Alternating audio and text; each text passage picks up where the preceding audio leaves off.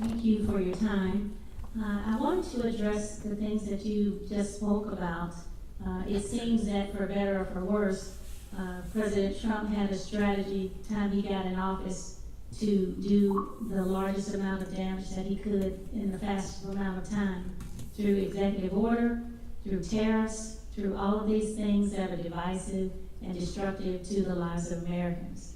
So what is our democratic response, and what is the strategy that we can look to ensure that we have these things addressed most expeditiously, instead of just, waiting to see what Congress is going to do and waiting to see whether or not the bill will pass? Do marches or signing petitions really do anything?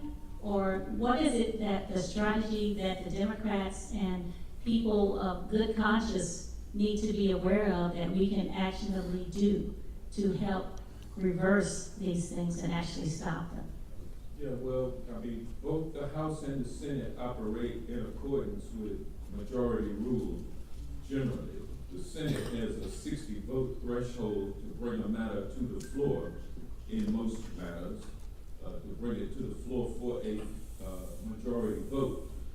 But other than that, both bodies, which are controlled by Republicans, operate by the majority. And so those Republicans, with Democrats sitting there in opposition, have the power to do what they want to do, and then they have a Republican president who can sign it into law.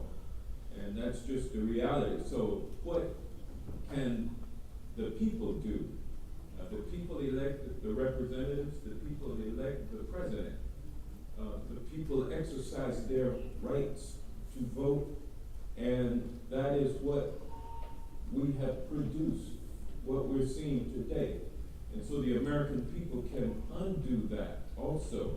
But unfortunately, we don't have votes coming up until 2026, November of 2026, for the House and Senate, and November of 2028 for the presidency.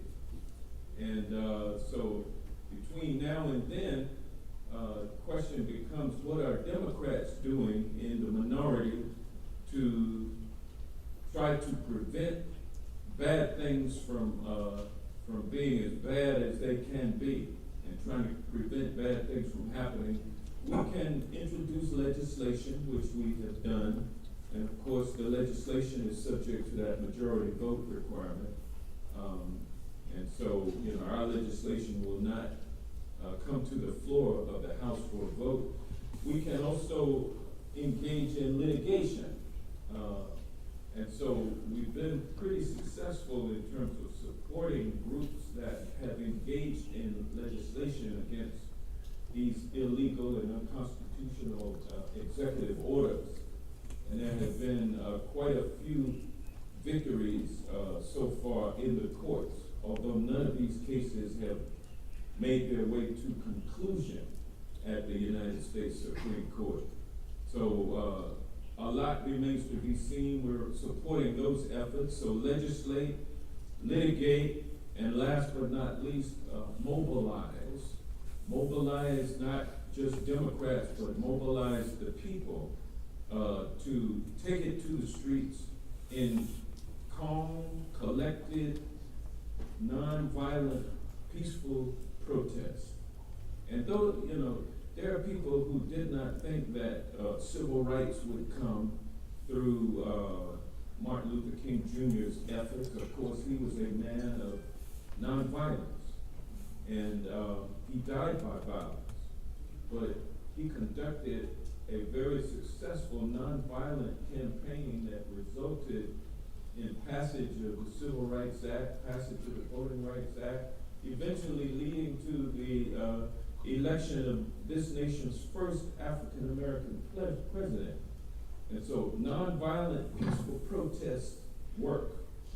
And so in times when you feel like there's nothing that can be done to stop this avalanche of illegality and unconstitutional activity, when you think that nothing, and corruption and repression, when you think that nothing can be done, we got to take our, clipboards, well, we got to get up we got to get off the couch, put on our, comfortable shoes, and join, the people out in the streets. And it does make a difference. So, that's what we're doing.